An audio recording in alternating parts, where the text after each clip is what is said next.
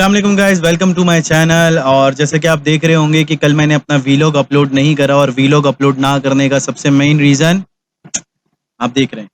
तो भाई main reason यही था कि मैं अपना छोटा सा जो है वो घर के अंदर ही सेटअप कर रहा था। पॉडकास्ट के हवाले से वन ऑन वन पॉडकास्ट हो सकती है, इट कुड बी कि मैं किसी मेहमान को बुला लूँ। ऑब्वियसली चैनल इतना बड़ा नहीं है, इतना ग्रो नहीं हुआ कि मैं बोलूँ मैं यहाँ पे सेलिब्रिटीज़ को लाकर बिठा दूंगा। तो पॉडकास्ट नहीं, basically it could be a single podcast you can say, or it could be with a guest as well, but right now today it's just a try, just to see के whether चीज़ें कैसे perform कर रही हैं, podcast अच्छी लग रही है नहीं लग रही, एडिटिंग के अंदर क्या क्या करना होगा मुझे, एनवायरनमेंट के हवाले से क्या करना होगा, स्टूडियो में क्या करना होगा। तो I think let's start with our first podcast.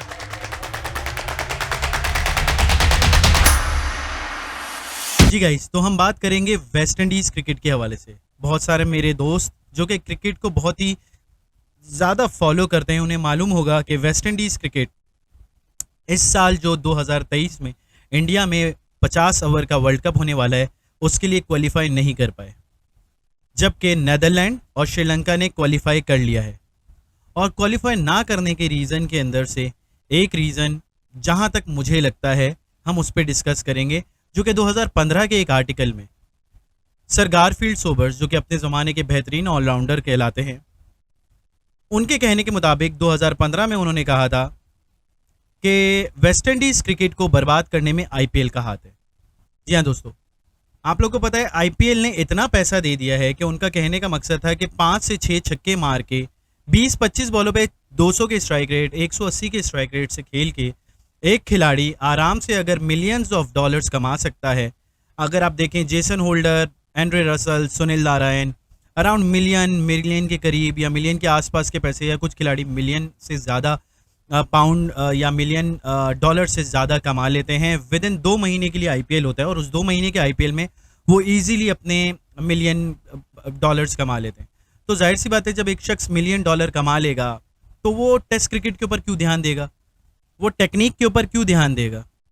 और किसी भी T20 क्रिकेट के अंदर 30 रन, 35 रन, 40 रन या 50 रन की पार्टनरशिप बनाकर आप जो है वो हीरो बन जाते हो, क्योंकि 20 ओवर का गेम होता है, हिटिंग का गेम होता है, साथ साथ आपने जो है वो एंटरटेन करना होता है। लेकिन यही वो वजह है जिसकी वजह से वेस्ट इंडीज़ क्रिकेट आज बर्बाद हो गई। और वेस्ट इंडीज़ क्रिकेट को बर्बाद करने में आईपीएल का हाथ है या नहीं है, ये तो हमें नहीं मालूम, लेकिन इस बात का अंदाज़ा ज़रूर है कि वेस्ट इंडीज़ के प्लेयर पूरी दुनिया के अंदर जितनी भी क्रिकेट लीग्स होती हैं उसमें लाजमी होते हैं। जितनी भी T20 लीग्स होती हैं, चाहे वो बिग बैश हो, चाहे वो PSL हो, चाहे वो IPL हो, बांग्लादेश प्रीमियर लीग हो, श्रीलंकन प्रीमियर लीग हो, वाइटैलिटी ब्लास्ट हो इंग्लैंड का, न्यूजीलैंड की लीग हो, या अब जो यूनाइटेड स्टेट्स USA ने क्रिकेट लीग निकाली है, हर क्रिकेट लीग में वेस्ट इंडीज़ के खिलाड़ी लाजमी होते हैं और बड़ी मोटी भारी भरगम रकम लेते हैं।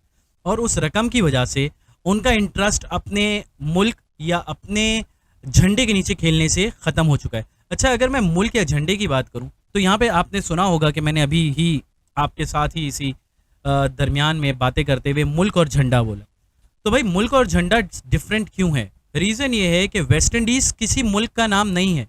वेस्ट इंडीज़ बेसिकली कैरिबियन के छोटे छोटे अलग अलग मुल्क और जजीरे हैं जिन्होंने मिलकर अपनी एक क्रिकेटिंग नेशन बनाई, जिसका नाम रखा वेस्ट इंडीज़, जिसके अंदर Saint Lucia, Jamaica, Trinidad and Tobago और इस तरीके के छोटे बड़े कुछ जजीरे आते हैं। अगर इस तरीके से देखा जाए तो क्रिस गेल एक अलग आइलैंड या अलग मुल्क के खिलाड़ी हैं, इसी तरीके से ब्रायन चार्ल्स लारा एक अलग मुल्क के खिलाड़ी हैं, और इन सब छोटे छोटे ममालिक या जजायर ने मिलकर अपने लिए एक क्रिकेटिंग नेशन तैयार करी जिसका नाम रखा वेस्ट इंडीज़। क्या इसी वजह से वेस्ट इंडीज़ के खिलाड़ी अपने मुल्क या अपने झंडे के साथ लॉयल नहीं हैं, या मरून रंग के साथ लॉयल नहीं हैं? क्यों? क्योंकि उन्हें मालूम है कि हम अपने मुल्क के लिए नहीं, हम एक यूनाइटेड स्टेट, जो छोटे छोटे मुल्कों की मिला के एक यूनाइटेड क्रिकेट नेशन बनी हुई है, हम उसके लिए खेल रहे हैं। शायद ये भी पॉसिबिलिटी है, लेकिन हमें जहाँ तक लगता है वो लगता है कि उनके लिए पैसा ज़्यादा इंपॉर्टेंट हो चुका है। ये वही टीम थी जो कि 70s और 80s के अंदर काली आंधी बोला जाता था इन्हें, और काली आंधी भी ऐसी खतरनाक कि बड़े बड़े खिलाड़ी इनके सामने नहीं टिकते थे।